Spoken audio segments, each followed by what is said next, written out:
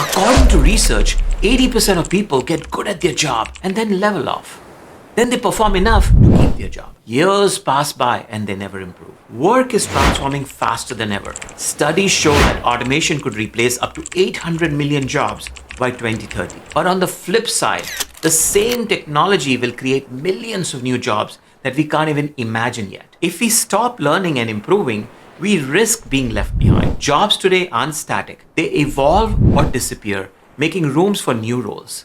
For example, the rise of AI has reduced traditional jobs in many industries, making way for new opportunities with new skills. But how do you keep learning? It's easier than you think. It could be reading articles, watching instructional videos, exploring live online courses, or getting into in-person courses. Continuous learning doesn't just help you adapt, it makes you flexible, boosts your confidence, and yes, makes you very interesting.